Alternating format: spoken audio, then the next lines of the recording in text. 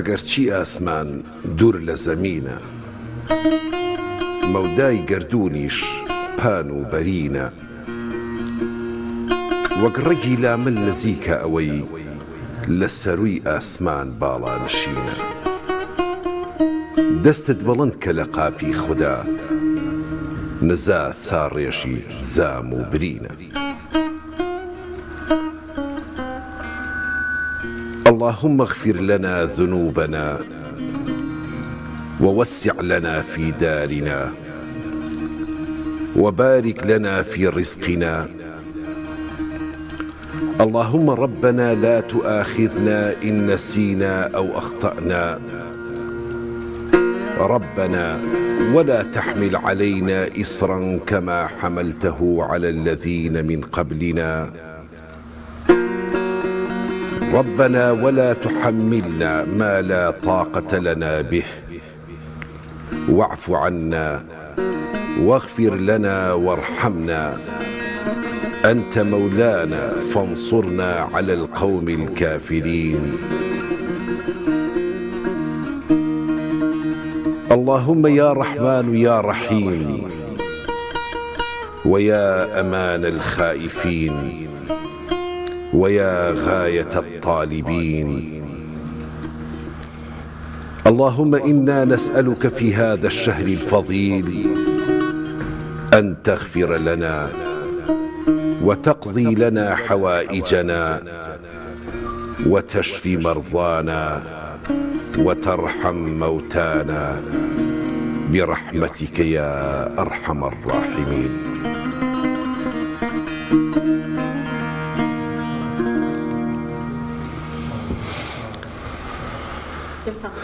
زۆر سپاس دەکەم. بەناوی خوای بەخشندەی میهرەبان، خۆشەویستانم زۆر ئاسوودە و خۆشحاڵم کە لە شەوێکی تری پڕ لە خێر و بەرەکەت و میهری ئیلاهی دێنەوە خزمەت لە بەرنامەی سیگەوهەر. خوای گەورە ڕۆژ و تاعەت و عیبادەتی هەموو لایەکمان قبوڵ بکە. ئەم شەو لە شەوێکی پڕ لە نور، لە شەوێکی پڕ لە مناجات و هۆندراوە و مناجات لە پێناو خوددا و لە خزمەت پێغەمبەر صلی الله علیه وسلم دێنەوە خزمەت. هیوادارم هەتا دوا کۆمنت و سەرنج و دوا پەیوی بەرنامەکە هاوڕێ بن و لەگەڵما بن. سڵاو لێبێ. سڵاو لێ بە کاک گۆران. ئێوە باشن؟ زۆر زۆر سپاس. سڵاوی خوای گەورەتان لێبێ خۆشەویستان. داوا لە خوای باڵا دەست دەکەم کە نوێژ و ڕۆژ و عیبادەتی هەموو لایەک قبوڵ بکات و ئێمە لە کۆتاییەکانی مانگی پیرۆزی ڕەمەزان نزیکە بینەوە و بەرەو شەوانێکی زۆر زۆر پیرۆزە ڕۆین. دەڵێن ئەگەر هەموو ئەو شەوانەی پێشترتان لەدەستداوە ئەوە ئەم تەشەوی کۆتایی لەدەستمێن خۆتانی بۆ ئامادە بکەن و ئێمەش لێرەوە بە تەوەرە تایبەتەکانمان بۆ مانگی پیرۆزی ڕەمەزان لە خزمەتتان نابین. بەڕێزان پێشوێ بچینە لای تەوەرەکانمان. زۆر سپاسی سپۆنسەرەکەمەکەم MK شۆپینگ کە ناونیشانیان لە جادەی کاک ئەحمەدی شێخە لە بازاری بەختیاری لە یەکەم دوکان کە کۆمەڵێک بابەتی تایبەت بە باڵاپۆشی و لچکی تایبەتیان هەیە ئەتوان سەردانیان بکەن. وەکو دەزانین مناجات و هۆنراوە بەشێکی دانەبراون لە کەشە ئیمانیەکان لە مەجلیسە عیرفانی و مناجاتەکانجا. ئەم ڕۆژ دوو مامۆستای بەڕێز دوو کەسی خاوەن ئەزمون لە خزمەت ئێمە و لە خزمەت بینەران و بیسەرانمانە کۆمەڵێک هۆنراو بەرهەممان پێشکەش دەکەن. ئەوانیش بەڕێزان مامۆستا نەریمان حەسەنە کە شاعیرە و بەڕێز کاوە چەلەبی کە هونەرمەندە و لێرە ئامادەبوونیان هەیە. زۆر سپاس دەستیباتان قبوڵ بێ ئینشاءالله. لە هەموو مسلمانان قبوڵ بێ ئینشاءالله. وسپاس بۆ کەناڵی پەیام بۆ بەڕێزیشتان. زۆر زۆر سپاس. مامۆستا نەریمان لەگەڵ ڕەمەزانە توانیتانە خۆتان بگونجێن لە بوارە ئەدەبیەکەوە ئایا شعری تایبەتتان هەیە بە مانگی پیرۆز؟ وەڵا بە دڵنیایی لەبەر ئەوەی کە مانگی ڕەمەزان مانگی غوفران و مانگی لێخۆشبوونە. ئێمە هەر هەمومان بەش بە حاڵی خۆمان ئەگەر بە خۆمانە نەچینەوە لە مانگیەکە یا لە ساڵێکە لەم مانگەیە بە خۆمانە نەچینەوە حتمما دواکەوین. بۆیە من لە کۆپلێ شیعرە کە هەموو جاریاڵێم بە بەندەکی داوی دنیا بەستراوم لە کاروانی دۆستانی خوا جێماوم بۆ عیبادەت بوو هاتنم کەچی من لە کەلاکی پیسی دنیا ئاڵاو من ئەمەوێت لەو کەلاکی پیسی دنیاە هەڵوێت هەر بێم بگەڕێینەوە بۆ ئەو سەر ئەو ڕێگە ڕاستی کە خوای گەورە پیشانی یاوین خۆ پێغەمبەرەکەی ناردووە صلی الله عليه وسلم ڕێنماییمان بکە باشترین بە خۆدا چوونەوەش مانگی ڕەمەزان بەڕاستی فرسەتە وەکو جەنابیشت ئاماژت پێکرد لەم شەوانی قدرەیە کە بتوانین ئینشاءالله زۆرترین توێش و بە خۆمان کۆکەینەوە زۆر باشە مامۆستا نەریمان لە دیدی شاعیرانەوە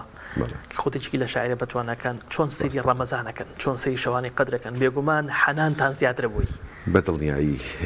لە ساڵێکە ئەتوانم بڵێم خۆمان زۆر بۆ ئامادەکەین بۆ ئەو مانگە چونکە وەکو عەرزم کردن بەڕاستی بە کۆڵێ تاوانەوە لەو مانگی ڕەمەزانەیە وەکو زۆر جار من ئاماژە بە شیعرێکەکەم شیعرێکی ئەبوو نواس کاتێک کەسێک بوو کەسێکی باش نەبوو کاتێک کە وەفاتی کرد حتا گومانیان لەوە هەبوو کە ئایا لە گۆڕستانی موسڵمانان بینێژنیانە بەڵام کاتێک کە لەو مشتومڕەیە بوون مرد و شۆرەکە هات وتی ئەم وەرەقەیە لە گیرفانی ئەم کاغەزە لە گیرفانی ئەبوو نواسا بووە کە سەیریان کرد قەسیدەکە ئەمەیە يا ربي إن عظمت ذنوبي كثرة فلقد علمت بأن عفوك أعظم إن كان لا يرجوك إلا محسن فبمن يلوذ ويستجير المجرم ما لي إليك وسيلة إلا الرجاء وجميل عفوك ثم إني مسلم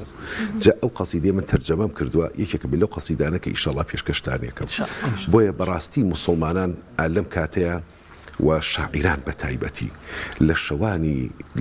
الرمزانة شواني خلوت چونکە ئێمە لە مانگەکانی کە بەڕاستی ئەو بوارەمان نییە هەمیشە ئەڵێم کە بەڕاستی ئەو بوارە نیە بەهۆی سەرقاڵی ژیانەوە بەڵام لە مانگی ڕەمەزانە زۆربەی شاعران ئەتوانم بڵێم هەتا نزیکی پارشێ و بە ئاگان چونکە ئەوەی کە لە ساڵێکە نەمانتوانیوە بەڕاستی بیگەێنین ئەمانوێت لەو شەوانەیە کۆیکەینەوە ئینشاءالله بیگەێنین بە مامۆستاکەوە تۆش زۆر بەخێر بی سپاس دەکەم زۆردان کردەوە و حەزەکەم پەیامی خۆت سەبارەت بە مانگی ڕەمەزان فەرموو زۆر باشە زۆر سپاس دەکەم لە کاناڵی ئاسمانی پەیام کە ئەو بانگێشتنەی کرد من لە ئێرانەوە هاتوومە خزمەت لە شاری مەهاباد و زۆر خۆشحاڵم بە دیتنی مامۆستا نەریمان زۆر بۆ من زێ افتخار و شانازیەکە لە خزمەتیاندام و هەروەها ئێوە جێگی شانازی لە تەواوی بینەرانتان ڕێز و سڵاو و حورمەت دادەنم بەرحاڵ مانگی پیرۆزی ڕەمەزانە نێژ و تاعاتیان قبوڵ بە ئینشاءالله ئینشاءالله لەگەڵێوە وەڵام من ڕاستەوە خۆ پێشی پیساکەم حەزەکەم دەستکە بە مناجاتێک دوای وێنەی ڕەمەزان فەرموو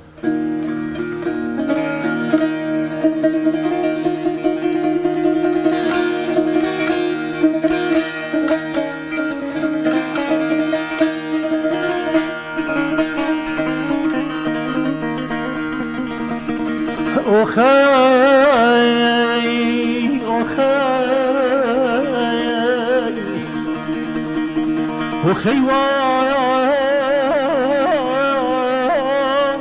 ديسان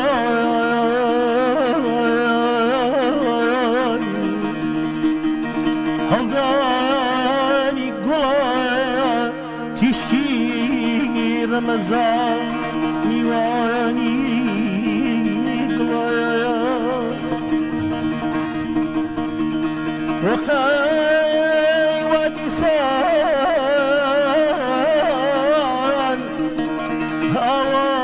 أوانا مزقوت ونخوش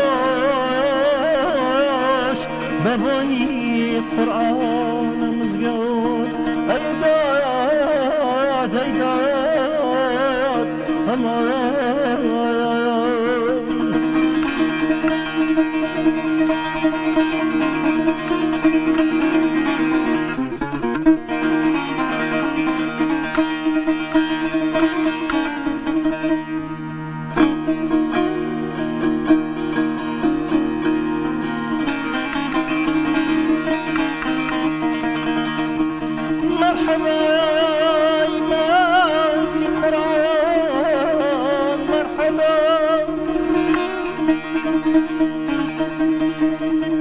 مرحبا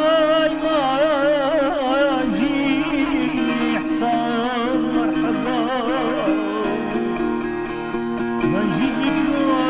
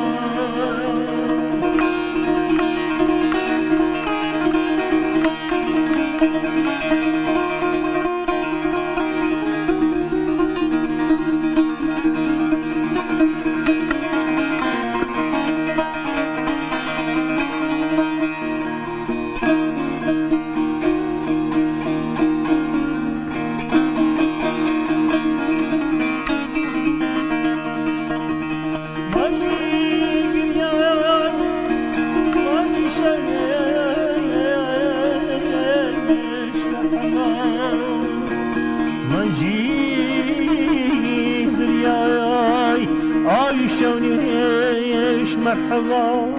مانجی پاریز مانجی تخوا مرحبا مانجی برزی نودی بروا مرحبا مرحبا مرحبا مرحبا مرحبا أي منجي قرآن مرحبا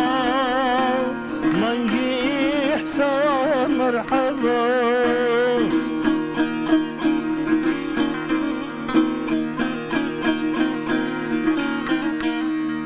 منجي ذكرو كوري قرآن مرحبا منجي خير ونور إيمان مرحبا منجي جريان منجي شونش مرحبا منجي زارياي آي شونش مرحبا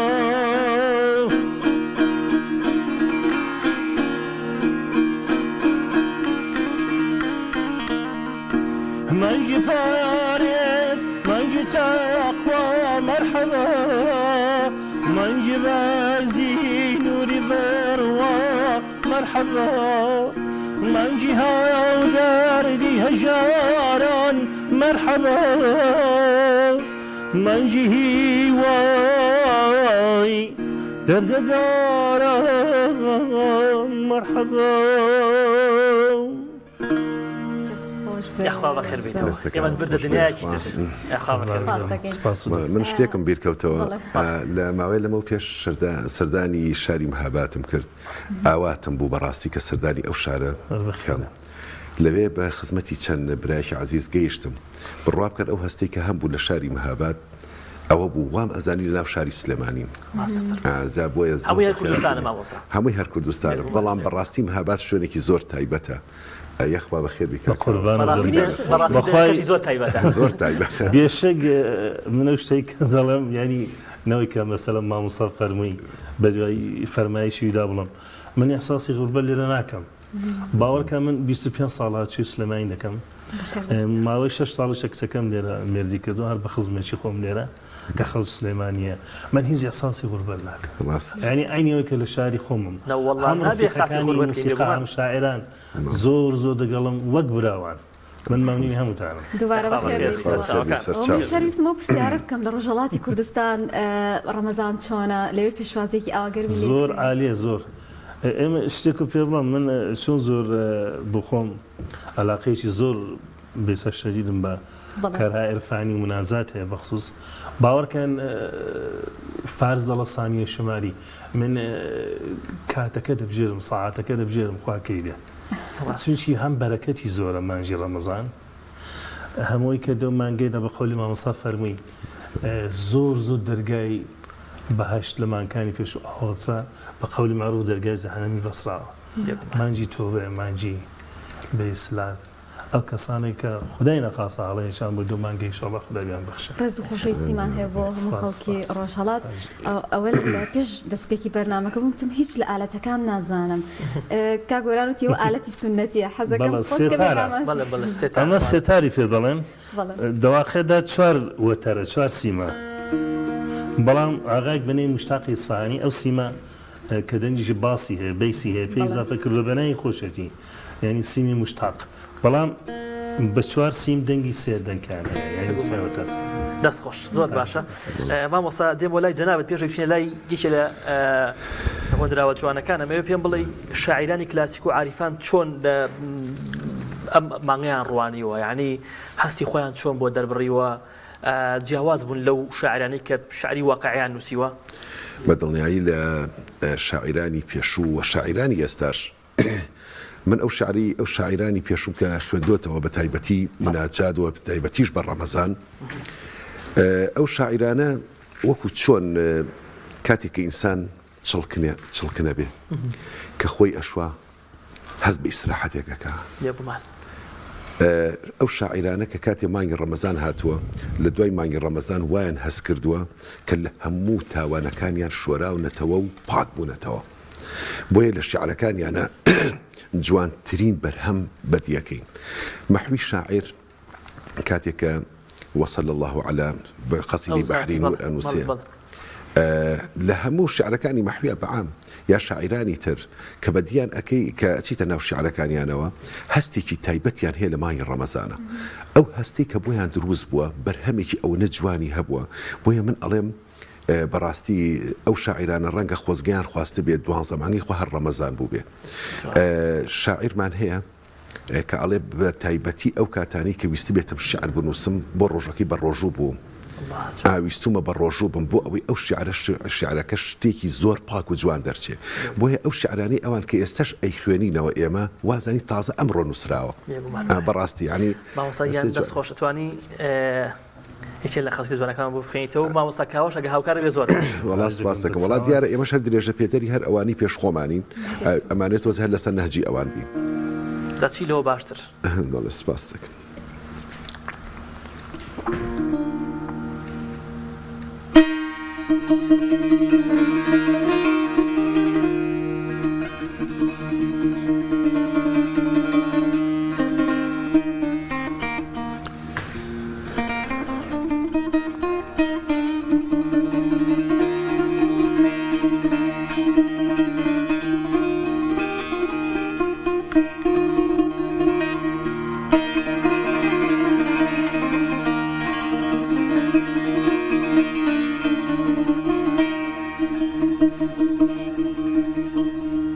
لقافي رحمة ربي بلند دستي نزام بيزقل لتو كي بنامه كي بقات فريام بو غربتي شوي ظلمت هاتوم بلو نوري تو تابو بوشي نوري باكت روحي گناهكاري سيام كتو ياري رازي من بي شباكم رزاي مخلوق توك الرحمن الرحيم للرحمة بهيوام شاهي شانشيني عشقة روح لساي رحمتت ضلنا خوش ودرددارة محتاجي شفاء ودوام من كطالب بعفوي توم للشوي قدرة خدا دادم هێنایە بەرسۆزت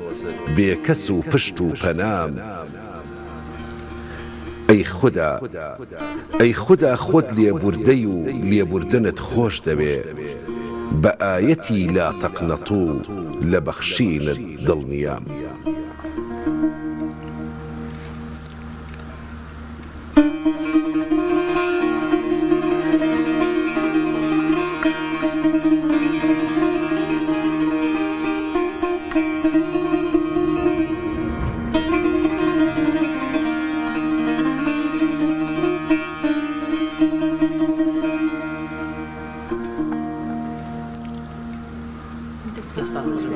زۆر سپاس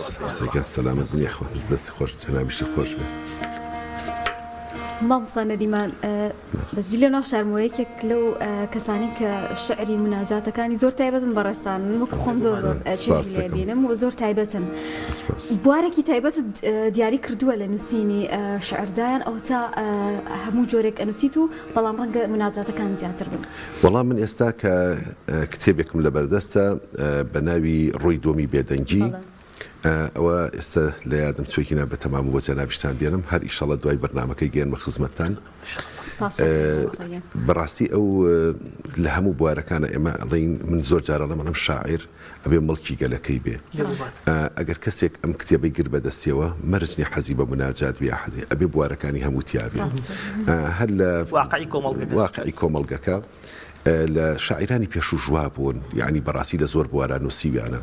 هەم لە بوارە سیاسیەکە لە بوارە کۆمەڵایەتیەکە لە بوارە پەروەردەیەکە ئەوانم چکە خۆم کەسێک مامۆستام و یعنی لە بواری پەروەردەیە کارەکەم ویستومە لەو بوارانەیە یعنی هەتا جاری وهەیە کە شعری خۆشی و پێکەرینیش ڕەنگە هەبێت ئەوە زۆر جار هەر پێویستە لەوانەیە بەڵام بەشی کۆتایی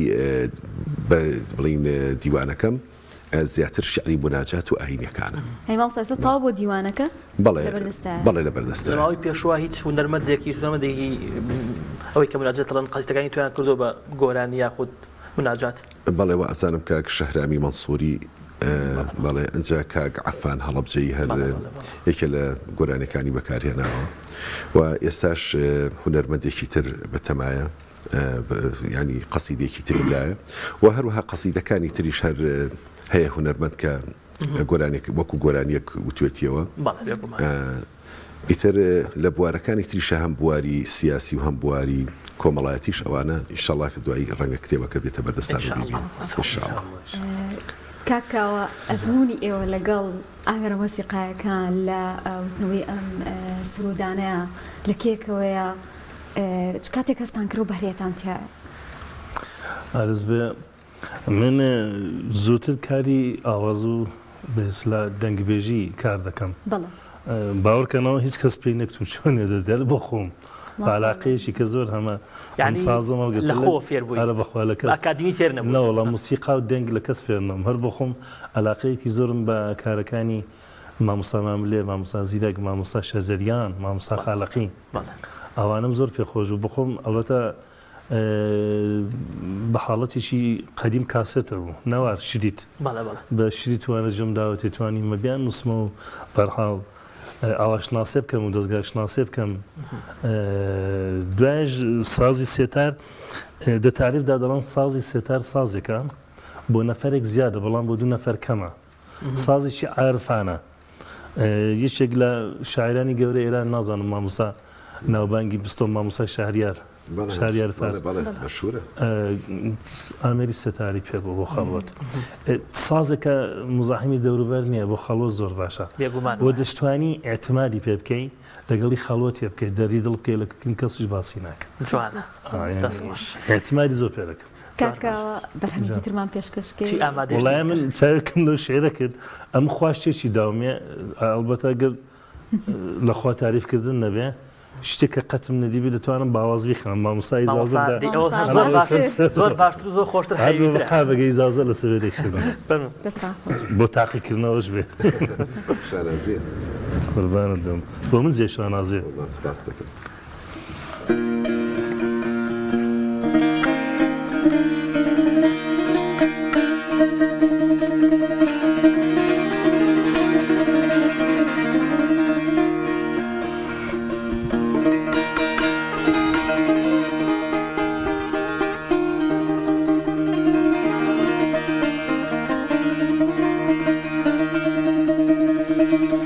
لقابي رحمتك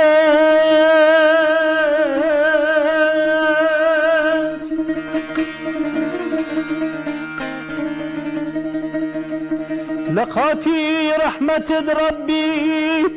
بلند دستي نظام بيزقلتو شپنام بيزقلت تو پنام چه بگات فریام چه بگات فریام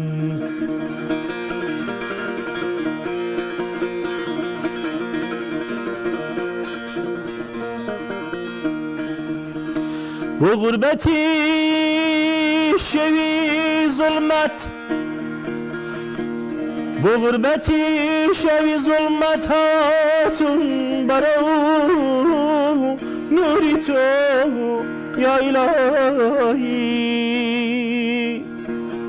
تاب پوشن نوری پاکت روی گناهکاری سیام ایدات امان ایدات لقاكي رحمة ربي لقاكي رحمة ربي بلند داسي نظام لقاكي رحمة ربي بلند داسي نظام رجالته شيف نامها شبێ بگاتە فریان پێشگە لە تۆ شێ پەنامە شبێ بگاتە فریان ئەو دەستانە بەخشەگە هەڵەیەکش بوو هەموو هۆنراوەکە ئەگە هەڵەیەکش بوو خۆشەویست بوو من ئەوڵ دەفهەمەوە شێرە دەبینم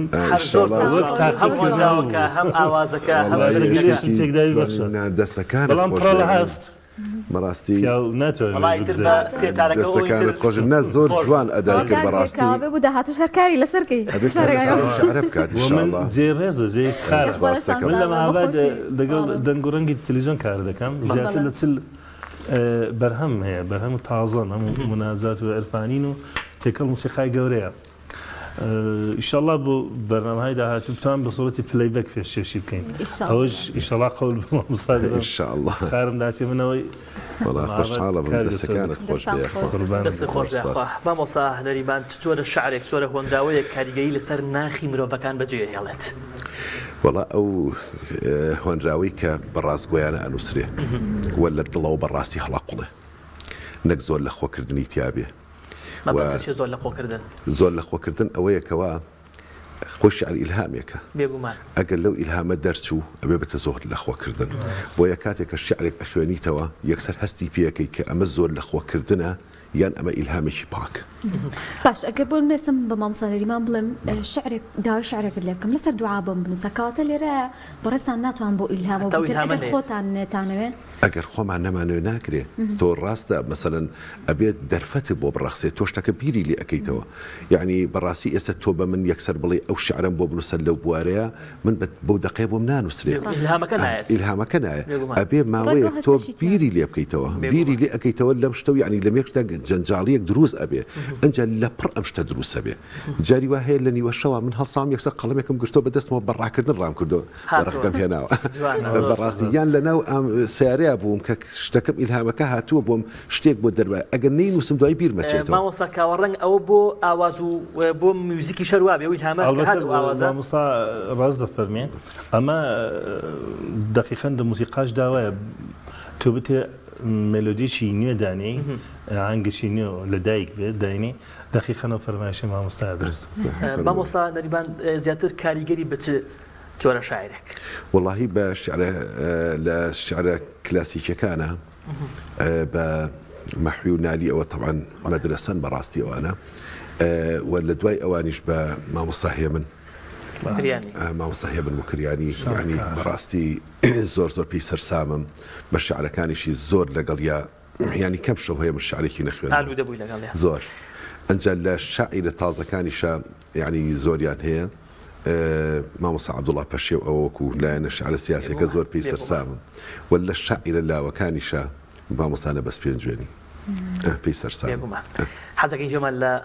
خوێندراوەیەکی تر بێ وەڵام من پێم خۆشە لەم شەوە شعری مەشخەڵان شعری مەشخەڵان لەوانەیە قەسیدەکە تۆزێت دوور و درێژیش بێ بەڵام ئەگەر ئیجازەتان مامۆستاکەوەش هاوکاری چاوەکانی خۆش بێ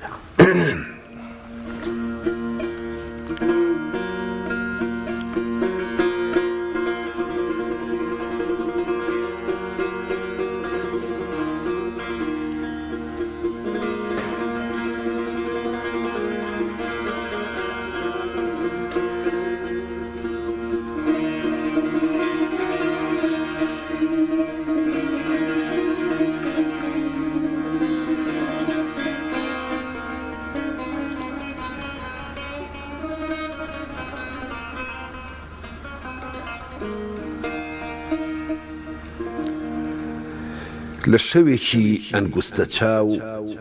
شەوقێکیدا ئەم ئەکوانە بە جۆرێک کە ڕووی نەدابێ هەرگیز لە مێژووی ئینسانە سەرجەم جیهان چاوەڕێیە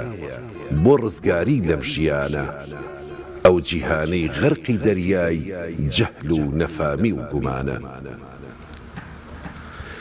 بە شوعلەیەک ڕووناکی کرد پەیامی هێنا جوبرەئیل وتی مژدە وا محەممەد ڕەسوولی ئاخر زەمانە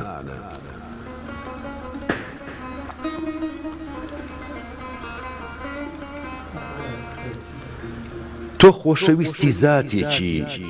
خاوەنی ئەرز و ئاسمانە، تۆ پەروەردەی خودایەکی باڵا دەستە لەم جیهانە. من بە بەژنی داڕوخاوم ئەگەر ڕێگەم بدەی قوربان، من بە بەژنی داڕوخاوم ئەگەر ڕێگەم بدەی قوربان، بە برژانگی چاوەکانم دەماڵم ئەو ڕێگە و بانە، بە ئارەقی ناوچاوانم دەکێشم جۆگەی کەوسەری، تەوێڵم ساحەی یاریگا بیلبیلەم تۆپی مەیدانە. لە ئاستی بەرزی مەقامی هۆشی مرۆڤ دەستەوسانە، چونکە ئاکار و ڕەوشتی هەڵگری واتای قورئانە. ئەو هەڵگری پەیامێکە کەی لە عیلم و عیرفانە، داڵدەدەری بێکەسان و پشت و پەنای هەژارانە. کاتێ بەدڵ بۆی بڕوانی بە ڕوخسار ئەویش ئینسانە، خاوەنی فەزلی ئیلاهی و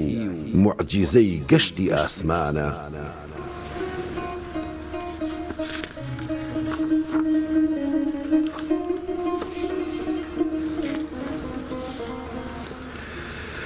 کێ دەتوانێ وەک ئەو زاتە زوڵمەت و تاریکی لادا؟ چرای ڕاستی خواپەرستی پێکا لە بۆ ئەو ژیانە. پەروەردەکە لەو کەسانەی کە ژیاون لەو ڕۆژانە، پیاوی زانا و ژیر و هۆشیار لە وێنەی ئەو ئەسحابانە. خۆگەر لە یاران بڕوانی زۆریان بێناو و نیشانە، نە لە ئەشرافی قوڕەیشە و نە لە زنجیرەی عەدنانە. کاتێ لە ئاکاری بەرزی ئەسحابەکانی بڕوانی، هاوکات بیر و هۆشی ئینسان ئاوێزای ئەنبیاکانە. درود بڕێژە ئەی خودا بەسەر خۆی و ئەسحابیدا، ئەو درودەی کە شایستەی ئیمامی پێغەمبەرانە. ئەی خودا خۆت دەستم بدەی بۆ ئاسانەی وەک پەروانە، تا بە نووری ماهی گۆنای بسووتێ ئەم شاباڵانە. ئەوسا لە سای ڕەحمەتی تۆ لە کونجێکدا دەبم جێگیر،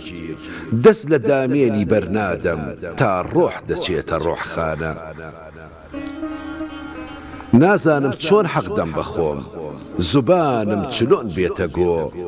بکەم مەدحی ئاکاری تۆ و ببزوێنم ئەم پەنجانە. کەسی مایل بە مەدحی تۆ بۆی ناکرێ هەتا ئەبەد، کێ دەتوانێ بکا مەدحت کە مادحت لە ئاسمانە. بۆیە ناوی پیرۆزی تۆ لە هەر جێیەک بێتە سەرزار، لە زاری سەرجەم عالەمین تێکڕا سڵاوات لێدانە.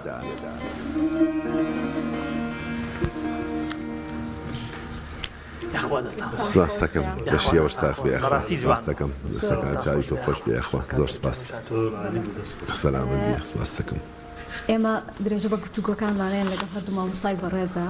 بەڵام دەچینە لای ناوبڕەکە گوڵ. من حەز دەکەم ناوبڕەکەش تایبەت بەرنامەکە خۆش. زۆر پاش ناوبڕێکتینەوە خزمەت خۆشەویستە.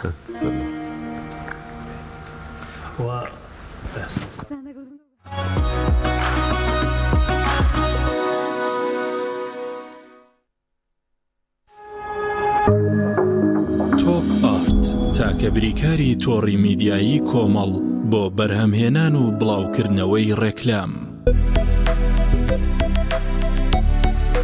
جوانی ژیان جوانی ماڵ بەس بۆ تۆ ئێنزا هۆم، جوانی ژیان جوانی ماڵ بەس بۆ تۆ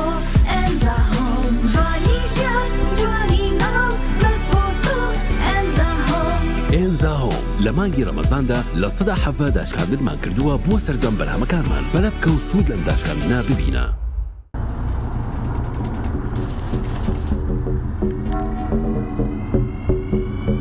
ئینتەرنێتەکەم خێرایە.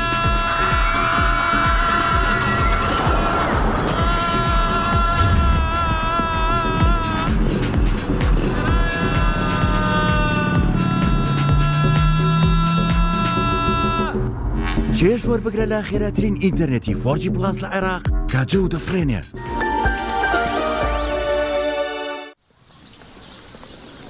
ئەوە چ برنجەکان گۆ دەیخۆن مارەوەدان هەر ڕۆژێ فەردێکتان پێ دەبەنەوە مارێ. ئازادڕایزە ئازادڕایز.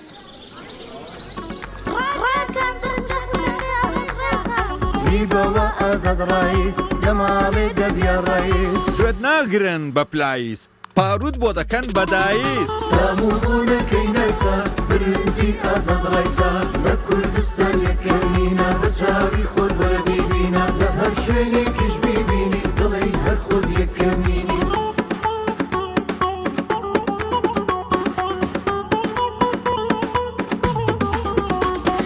وەرابی خۆ بیناسا برنجی ئازاد ڕایسە ڕێکی درێژ و جوانە زەبزەبتوکی هندستانە ئەبان لێنێ بەچیسە خواردنی میر و ڕەیسە.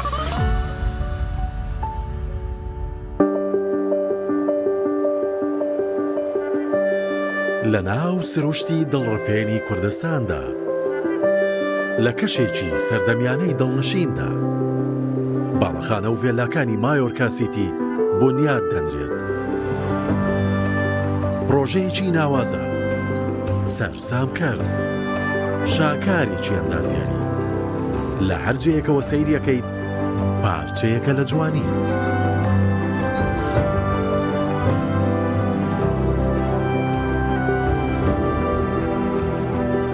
خزمەتگوزاریەکانی شێوازی ژیانت دەبەناسێکی تر.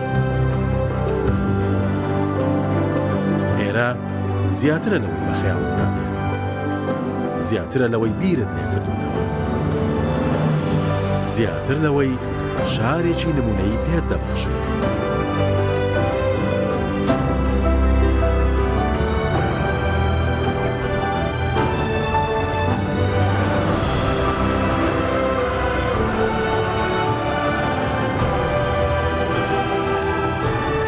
مایۆرکا سیتی جوانیە لە دڵی سروشدا.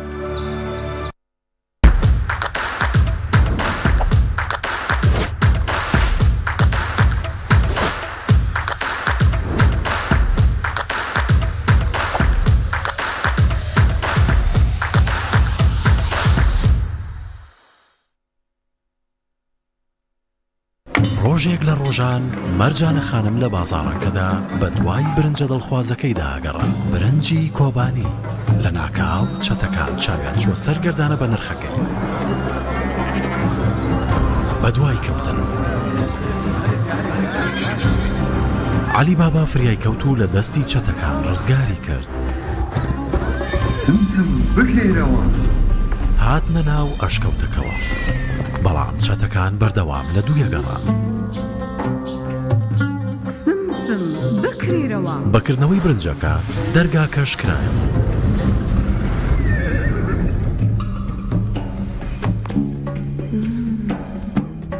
چەتەکان بە شوێنەکەیان زانی، بەڵام بە بۆنوتانە برنجی کۆبانی مەزبوون و خەیاڵیان لای گەردانەکە نەما. برنجی کۆبانی گەوهرە بە نرخەکەیە.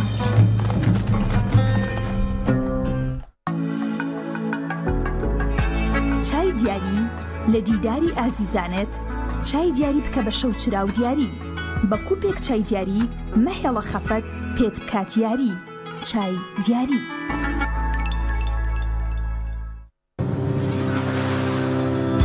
ئاوی سلێمانی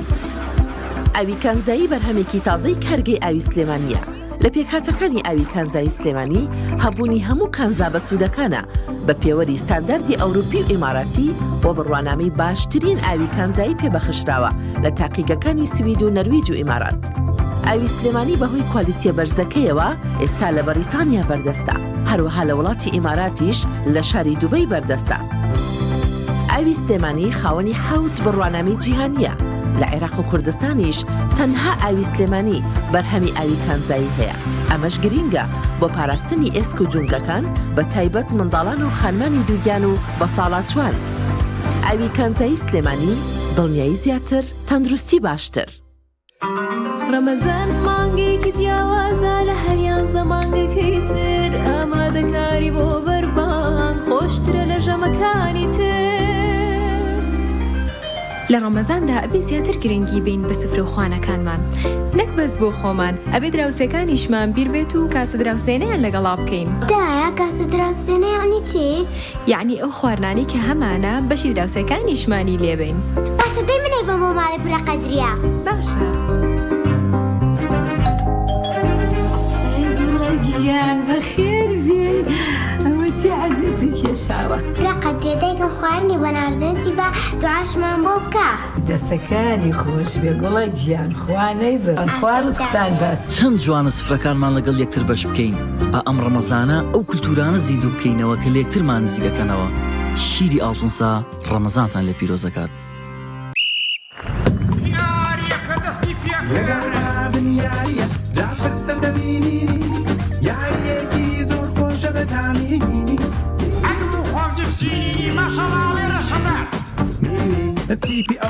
تيبي أولى يو أملا جبسيني أحمالك مي سيري كان هيرج بركينيني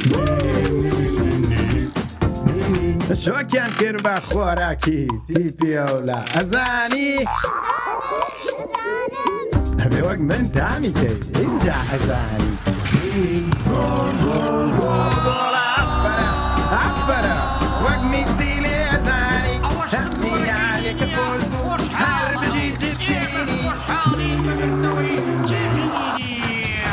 جبسینینی دامێکی لێت نەکراو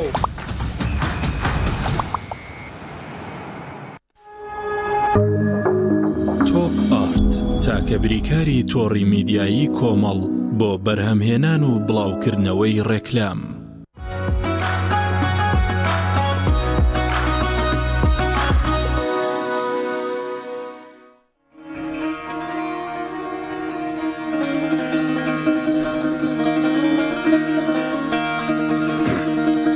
يا رسول الله يا خير البشر يا خير البشر يا خير البشر تكاكرك ميدان المحشر ميدان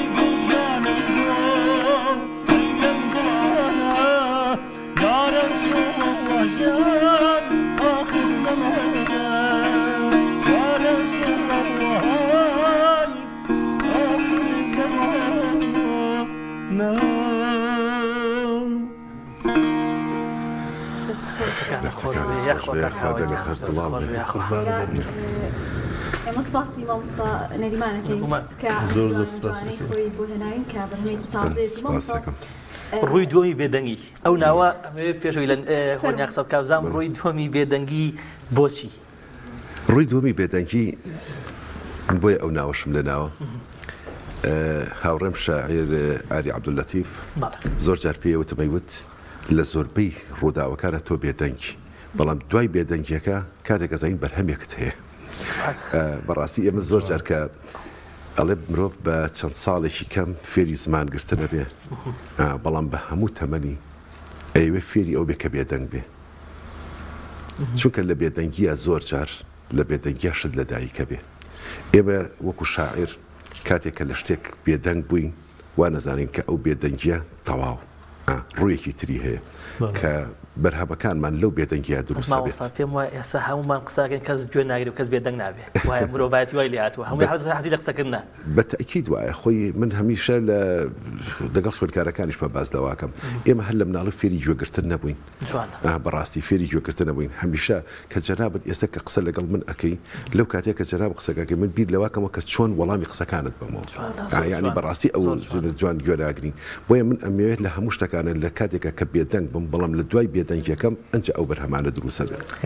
دەستخۆش بێجێی فەخر و شانازیە بۆ زۆر سپاس یاریکی زۆر پیرۆستان بێ ساستەکەم یاڕەبی تەمەتان درێژ بێ بەڵام تا چنێک گرنگە شاعیران گرنگی بە بابەتی دیوان بدەن ڕەنگە ئەوەی کە دوای خۆتان بمێنێتەوە ئەم دیوانە جوانە بێ و کەسێک بخوێنێتەوە چێژی کتایبەتی لێ ببینێت کەسێکی واسەکەوە بیکە بە مناجاتێکی خۆی ئێمە زۆربەی شاعیرانمان یعنی زۆرێک لە شاعیران شعریان زۆر فەوتاوە بەڕاستی حتا من بۆ نمونە یەکێک لە شعرەکانی مامۆستا وەرزێر حەمەدسەلیم مامۆستا وەرزێر حەمەدسەلیم لە ساڵی سەرەتایی کۆتایی هەشتاکان بوو کاسێتێکم بینی ئەو کاسێتم لەدەست کەوت شعرێک بوو وتوێژی من و گەنم ئەو شعرە زۆر بەلامەوە جوان بوو نەش ئەکرا من ئەو کاتە خوێنکاری زانکۆ بووم لە زانکۆی بەغا نە ئەکرا ئەم کاسێتە بەرمەوە بەڕاستی لە ڕێگە لە سەیتە ڕشتیوان نەمەوێرە هاتم ئەم شعرم لەبەر کرد لە دوای ئەوەی کە گەڕاینەوە لەگەڵ مامۆستا وەرزێرا بووین بە ئاشناییەک بووین و کە چەند جارێ بە خزمەتی گەیشتم ڕۆژی ئەو شعرم بۆ خوێندەوە تۆزێ وەستاوتی ئەزانی ئەو شعرم فەوتاوە وتم چۆن وتی کۆمەڵی شت بووە کات دایکم لە کاتی خۆیان لە ترسی پیاوەکانی بەعەس خستوێتی ناو چاڵەکەەوە دوای چاڵەکەمان هەر نەدۆزیەوە هەمووی بە وەرەقە و بە کاسێت وتی هەمووی فەوتە زۆر دڵخۆش و حتا من شعرەکە بەکامل شعرەکە قەسیدێکی زۆر دوور درێژی زۆر جوانیشە ئەوە یەکێک لەو شتانی کە جەنابتان شعرە جوانەکانیشی شەوان بەنیازی دیدارە دێمە بەنیازی دیرە بەڵێ زۆر جوانە ئەو شعرەکەشی ئەوانەی مامۆستا وەرزێر ینی بەڕاستی وەکو کەسێکی زۆر بەتوانە مامۆستا وەرزێر من زۆر سوودم لە شعرەکانی بینیوە ئەو شعرانە ئەگەر نەنووسرێتەوە ئەوە نەخرێتە دیوانێکەوە بەڕاستی لە ناوەچن ئێستێمە زۆر شاعیرمان هەیە شعرەکانی ئەوە تا ئێستێمە کە دیوانەکانی ئەڵین ئەو شعری فەوتاون لە فڵان دەستنووسیدا ئەوەمان دۆزیەوە ئەوەمان دۆزیەوە ینی معنای وایە ئەمە کاری لەسەر نەکراوە کە بکرێ بە دیوان یان مەسەڵ کۆ نەکراوەتەوە ئێمە بۆ ئەمڕۆ الحەمدولله ینی وەسائلەکە زۆرە ئەتوانرێ ئەو شتانە بکرێن هاوکاریش نەکردن ئێوە بەڵام لەسەر حسابی خۆتان بۆی ئەم بابەتە جوانانە بمێنێتەوە بتوان ئەو دەست پێشخەریە بکەن من ئەمە دووەم جارە ئەمە چاپەکەمەوە هەر جاری 1000 نوسخە چاپ کراوە بڕوا بکە نە دینارێکم لە کەس وەرگرتووە نە کتێبێکشم فرۆشتووە هەر نەشتم فرۆشتووە حەزم کردو خۆم وەکو دیاریک بێم بە هەموو خوێنەرە ئەو پەڕیعەت و خۆشەویستە بۆ بوارەکەت بێگومان حەزمان لە بەرهەمێکی تر فەرموو بەڵێ ئینشاءالله ئەم شعرەمان بە ناونیشانی بولبولی دڵ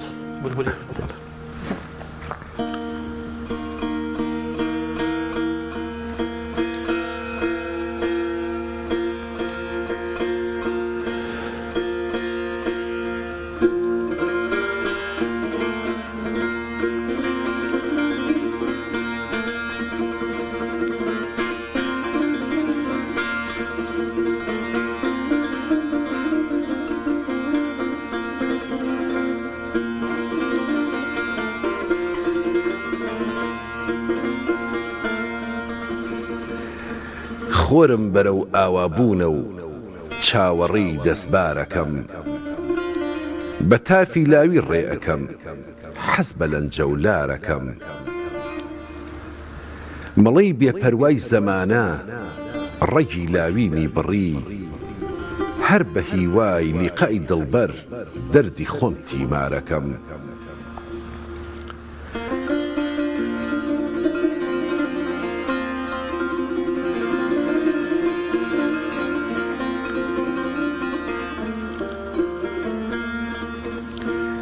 مەڵەی پێپەروای زەمانە ڕەگی لاویمی بڕی هەر بە هیوای لیقای دڵبەر دەردی خۆم تیمارەکەم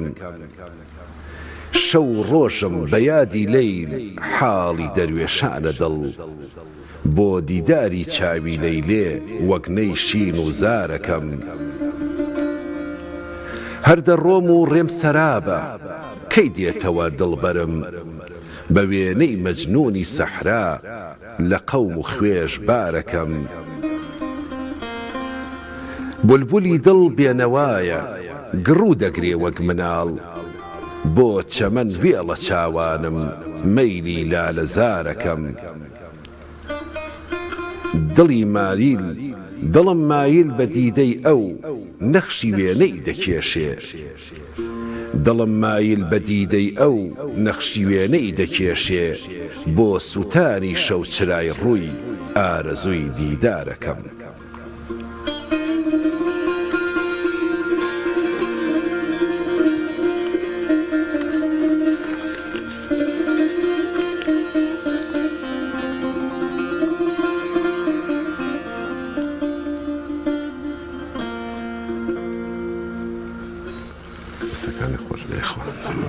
باس دەکەم سەلامەت یەخوا کاکاوبێ مۆلای جەنابەت لە دۆست و خۆشەویستان و ماڵ و ئەو خێزانە جوانی کە لی هاوتە دنیا و چێ زیاتر دەستگیرت بووە چێ زیاتر هاوکارت بووە لەم پەیامە جوانی کە ئێتەوێت لە ڕێگەی سێتار و ئەو دەنگە جوانەوە بیگەێنی والله من برایکم لە خۆم گەورەتر هەیە لەگەڵ ڕێزم و ئەگەم دەبینە زۆرم ڕێز و حورمەت بۆ هەیە سڵاو بۆ هەیە ئەندازیارە لە تارانێ زۆری کۆمەک کردوم دواییش دایکم دوایش خێزانەکەم ئەڵەت پێشەکە من خێزانی کەم دەگەڵی ئێستا زوازکەم دایکم هاندارم بۆ دایکم زۆری کۆمەک کردم تۆ بگرە لە وەبیهێنانە و شێعر هەتا لە پاڵ پشتکردم بۆ کاتی بۆ بۆیان دیاری دەکردم کە لە ماڵەوە تەمرین بکەم دەگەڵ ڕەفیقانم بێنە ماڵە بێزگەلەوەی شتێک کەربێ ئاماژەی پێ بکەم بۆ من زێک شانازی افتخار بوو کە زیرانی مامۆستای من بووم مامۆستای خۆش لە کوچەی بەهمەنیە ناوی ئالان مەهابات هەر کەس ببینە دەزانێ ماڵمان لە کوچەی بەهمەنیەمە ئەو ماڵە مامۆستای منش ئێمەش ئەو بەربوون من یەکەم شوێر کە چوم لە مەهابات بۆ ماڵەکەی مامۆستا هێڵ ئەمە لەو بەری کوچەی زۆر مناڵ بوو دەمدیت من منداڵ بووم مامۆستام دەدیت ئەلبەتە زۆر پیر بوو مامۆستا و کات دەوروبەری 6 ساڵەکە بوو ماڵانەیەکی شم ڕوبەڕووی وان بوون بۆ خۆشمان لەو بەربووین بەرحاڵ ئەو کەسانە زۆر یاری کەواتە ماڵەکەتان عینەکەتان یعنی هەمووی هونەردۆز بووە زۆر برایەکشم کە کاری شێر دەکات لە شێردا پێزگەلەوەش مامۆستایانی کە لە کاری موسیقادا توانیوە هاوکارم بن و مامۆستاشم بنەوە مامۆستای ئیسلامی لەگەڵ ڕێزم بۆی مامۆستای ئیسماعیل شاهی لە خزمەتیاندا بە کاگۆرانە گەردیقەتەیە بێ ڕۆژهەڵاتی کوردستان زۆر دەوڵەمەندن لە بابەتی مناجات و سرودە ئاینیەکانە بەگشتی هونەر بەگشتی زۆر هونەردۆستن لەوێت بەڵێ زۆر تایبەتە بەرهەمەکانیان ئێوە بەڕێستان تاچنێک کۆنتاکتان هەیە لەگەڵ هونەرمەندانی ترا و چۆن ئەم پێشوەی کە پێمە ڕێسلە سلەیمانیم لە خزمەت مامۆستا شارڕوودام ینی هەفتەیە دەفێک نەچم وەک شتێک دەڵی شتێکم لە بیر چۆ حتمما هەفتەی دەفێک و دەفە دەستمە لای مامۆستا شاڕوخ هەر بەوەی کە زۆرم خۆش دێت و حەزم لە دەنجێتی بەرحاڵ زۆر کەسان لە مەهابات کە کاری ئاینی دەکەن چێژم لەوان وەرگتۆ ئەلان ئێوە نازانم کارەکانی مامۆستا نەسەری خاڵەقی ژۆ لە بۆ منازاتی هەیە بێگومان حتا زۆربەی لە گۆرانی بێژان تۆ بگرێت لە مامۆستا محەممەدی ماملێ کە بۆ خۆی بێسلا موریدی خاندانی شەمزینان بۆ ئەرز بە خزمەت و ویش بۆ خۆشی کە لە کاک سعیدی ماملێ کە دەبێتە باوچی کاک سعیدی ماملێش لە مامۆستا وەفایی نەمر سابڵاغی لەو چێژی وەرگتۆ زۆربەی گۆرانەکانی دەتوانم بڵام هاوادانار بۆ خودی مامۆستا وەفایی داویێتی بە کاک سعیدی ماملێ بابی مامۆستا محەممەدی ماملێ فەرمی حتا ئەیکە لەو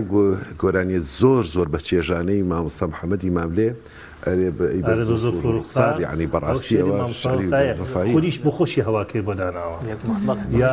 گوڵەکەم داڵێن چاوە شارێکی زۆر گەورەیە دەستان خۆش بێ ئێمە نامانە یەک کات بەزایە بەرین یەک شێری مامۆستا وەفایەگەی زازە و لە زۆر من ماژی بێ شێرم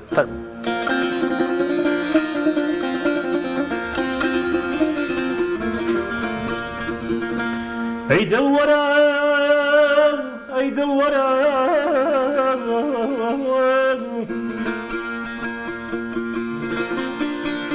أي دلورا هشيار بما يا رقي عاشقان محمي جمال يار بما يا رقي عاشقان لملا وقرينا يني لملا وخلي جامي أقر العالم بلدي هو يا رقي عاشقان عيد الوراه الشعر بابا عيد الوراه الشعر بابا محوي جمال يا ربا هو يا رقي عاشقان هو يا رقي عاشقان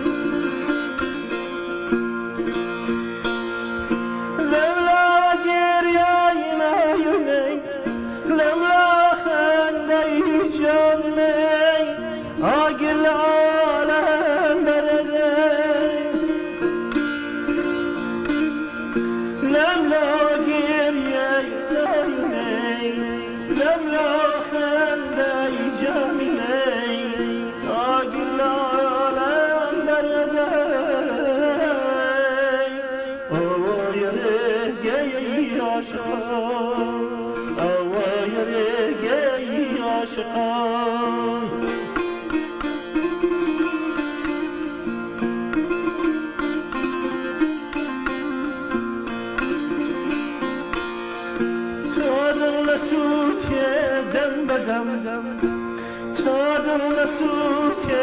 دم بدم فاني نبي سر تا قدم پروان قد لقا بشم هوا يا رقي عاشقان هوا يا رقي عاشقان دەستەکانە خۆش بێ و دەنگی هەرواز وڵاڵ بێ من پرسیارێکم لا دروست بووە حەزەکەم پێشوی بەرهەمێکی ترمان پێشکەشکەی وەڵامێکیەوەم بیتەوە باست لە شعری وەرگێڕان کرد خۆ دەزانی بە پێی زمانەکان ئەدەبیاتیش ئەگۆڕێ ئایا ئەمە چۆنە وەرگێڕان لە شعردا تا چەندێک ئێوە گرنگی پێ ئەدەن و چ شعرێک وەرئەگێڕن وەڵام زۆرم پێخۆش بۆ پرسیارە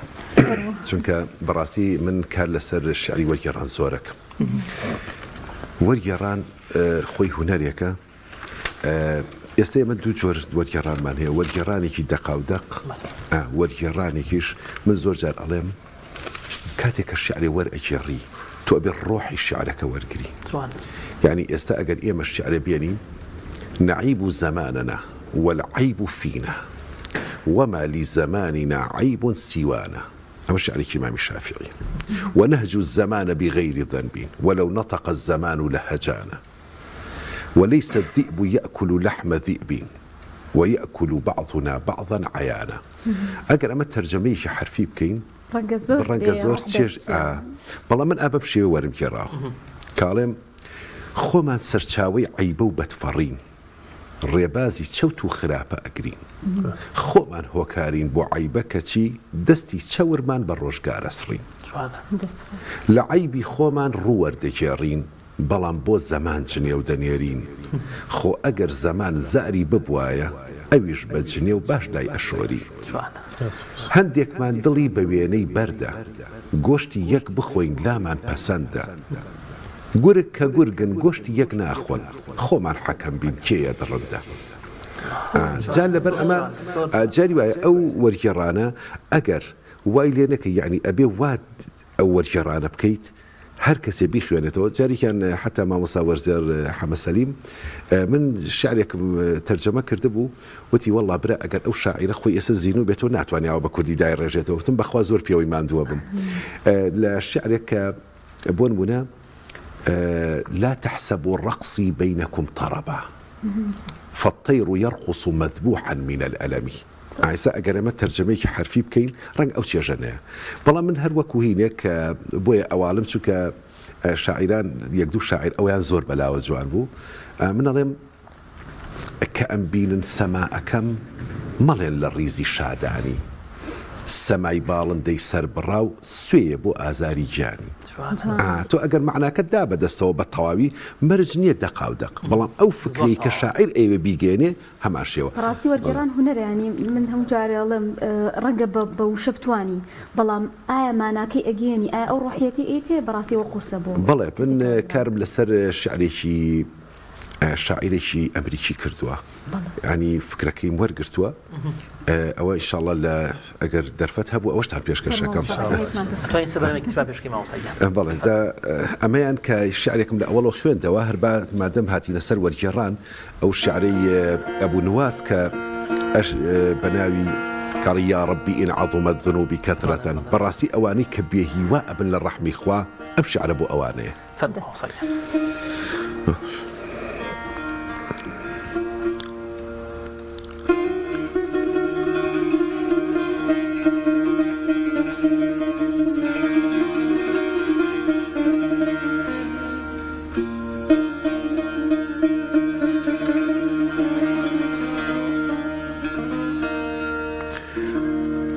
ئەگەر چی کۆڵی تاوانم هێندەی قورسایی چیاوێ هەڵە و گوناه و سەرپێچیم بە وێنەی کەفی دەریابێ خاترجەمم کە تۆی کەریم ئاکارت ڕەحم و بەخشینە تاوانیشم چەند مەزن بێ دەریای عەفوی تۆش بەرینە ئەگەر بە تەنها چاکەکار لە ڕەحمەتت تکاکار بێ ئەی کێ پەنای میهرەبانی و فریاد ڕەسی تاوانکار بێ هاتوومە قاپیت ئیلاهی بێزاد و ڕوت و پێپەتی نائومێد نیم خۆت فەرمووتە لا تەقنەتوا من ڕەحمەتی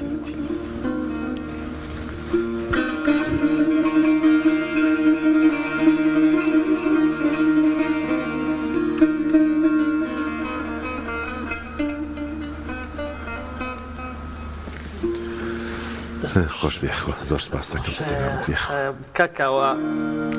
هەستت چۆنە ینی چه هەستێک تێ کاتێک قەسیدەیەک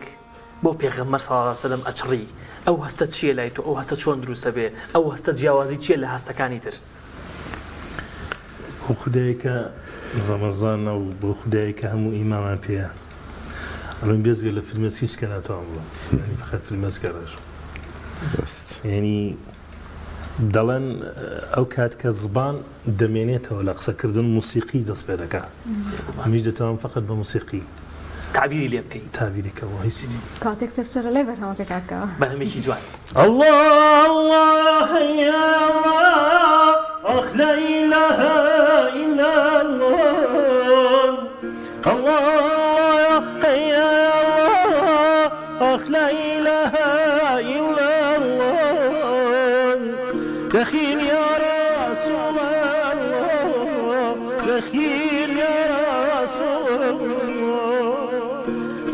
يا رسول الله دخيل يا حبيب الله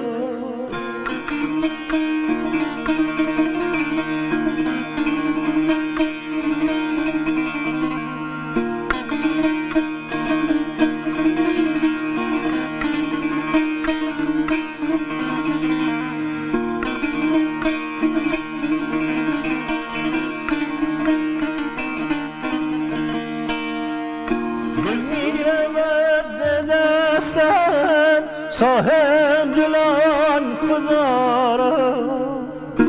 دل میره دستم صاحب دلان خزارا دردار که راز پنهان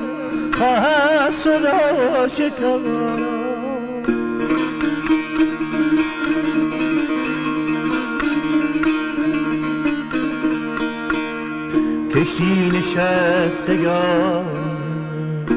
کشتی نشستگان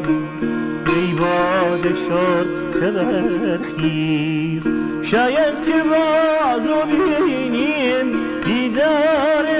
آشنا را شاید که باز رو بینیم دیدار آشنا را الله الله یا حی یا الله لا إله إلا الله الله الله يا الله لا إله إلا الله صلي على محمد دخيل يا رسول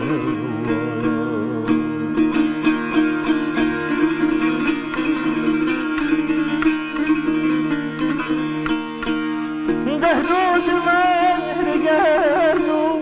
أفسار أساسو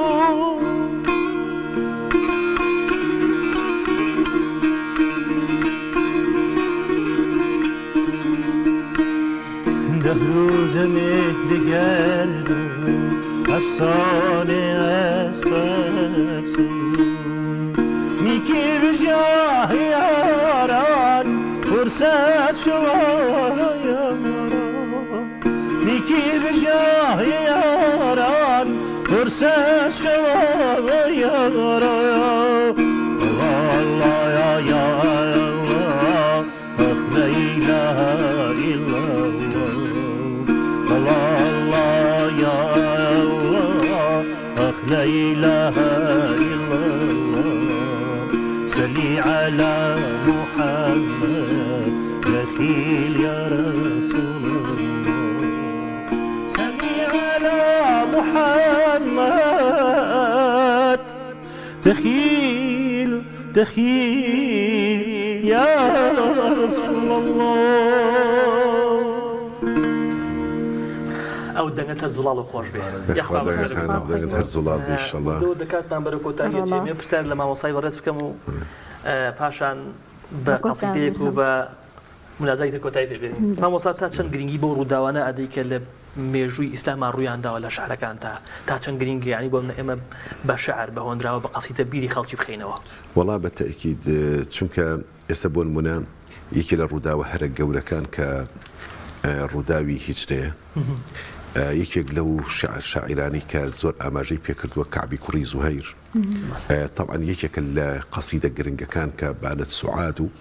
لە شوێنێکە کە لەیەکێ لە بەیتەکانەکە ئەڵێ في عصبة من قريش قال قائلهم ببطن مكة لما أسلموا زوّلوا طبعا ئەو زەویلو لەوێ کە ئەڵێ کاتێک کە هاییکێکیان هاواری کردوتی کۆچ بکەن لێرە کە ئەڵێ ئەم دێڕە بەڵگەیە بۆ هیجرە کەواتە ئەمە تۆماری هیجرەیە گەورەترین حەدەس گەورەترین ڕووداو لە مێژووە یەکێکە لەوانە خۆی هاتنی ئیسلامەوە ڕووداوێکی گەورەیە کۆچەکەش یەکێکە لە ڕووداوەکان شاعیرانی ئێمە ئەوەیان کردووە یعنی بە زۆری ئەو ڕووداوانە هەتا لە جەنگەکان هەتا لە هاتنی بیعثە پێغەمبەر صلی الله علیه و سلم کاتێک خۆی هاتووە هەمووی بە شعر ئەمانە وەنینەوەیان بۆ کردووە. من ئێستا کاری لەسەر چیرۆکێک ئەەکەم کە ئەو چیرۆکە بەڕاستی یەکێکە لە ڕووداوەکان جا ئەمەی هەتاوەکو بەرهەمەکە دروست نەبێ باسی نەکەم. زۆر باشە ئێمە کۆتایی پێبێنین بەڵام شارێکمان بۆ پشکەوە بگۆرە بە مناجاتی کۆتایی بێنین.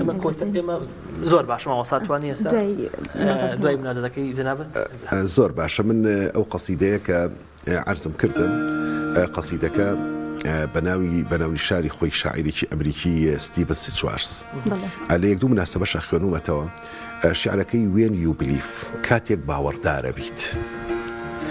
ئەمە بۆ کەسانی کە بێهیوا بن بەڵام ئەم هاتووە ئەم قەسیدەی نووسیوە کە هەرگیز کەسێک بڕوان ناکامە شعری شاعیرێکی ئەمریکی بێ بەڵام تەمان بەدەستکاریەوە. فەرماوسەیە.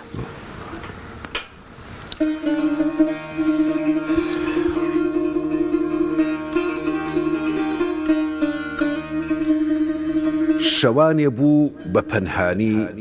بەدڵ ڕوومان لە خوددا کرد بەبێ هەستی هیچ مرۆڤێ نوێژمان کرد و کوڕنوشمان برد. لە ڕووی باهۆز و زایەڵە بووینە قەندیل سەفین هەڵگورت بەسەر دەریای نائومێدی پردی هیوامان دروست کرد. دڵمان پڕە لە گۆرانی سەمای ئەوینی بۆ ئەکەین ئەو گۆرانیەی کە زۆر سەختە بە ئاسانی لی تێبگەین. هەرچەند ژیان جەنگەڵێکە پڕ لە ترس و تاریکیە بەڵام ئێمە بێباکین و دڵمان کانگای ڕووناکیە. گەرچی ترس زۆر جارویستی هیوا لە دڵمان دەربێنێ بەڵام ورەی ئێمە توانی چیای ترس بلەرزێنێ.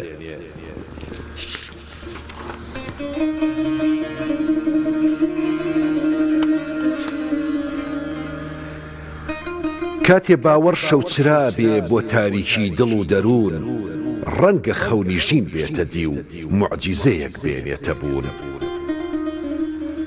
کێ ئەزانێ بە تاریکی کاروانی ژین بۆ کوێ ئەچێ بەڵام بە مەشخەڵی باوەڕ کەشتی ئاوات ئەگاتە جێ. کەس نازانێ هێزی خوددا چۆن موعجیزە ئەخڵقێنێ بەڵام تین و تاوی باوەڕ موعجیزەکان بەدەست دێنێ. هەستمان ئەڵێ گەرچی شەوی خەون و هیوا زۆر تاریکە بەڵام تیشکی خۆری ئاوات دەرکەوتنی زۆر نزیکە. کاتێ نوێژمان نزاکانمان لە ناخدا سەلمێنراو نەبێ باوەڕ نەبێتە تین و تاو لە دڵدا دامەزراو نەبێ.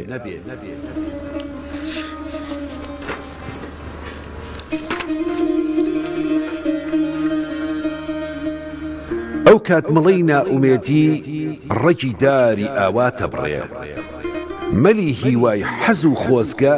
لە هێلانەی ئومێدە فڕێ. کە من ئێستا ئەم مرۆڤەم لە ڕووی ئێوە ڕاوەستاوم ڕۆژانێک بوو نائومێدی دایگرتە بوو بەری چاوم. ئێستاش دڵم فەرهەنگێکە پڕ لە پیت و وشە و ڕستە لە ناخمدا قەتیس ماون دەربڕینیان گەلێ سەختە. گەڕان بە دوای ئاینداری و پرسی باوەڕ ویستی قەدەر بڕوام نەبوو هەرگیز ڕۆژێ لە زار و لێوم بێتە دەر.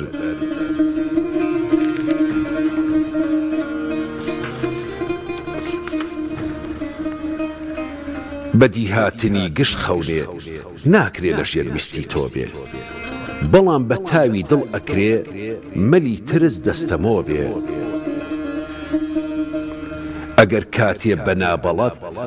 لە دەرد و ژانت بڕوانی سەختە ڕۆژانی ڕەهێڵە ڕێ دەربکەی بە ئاسانی.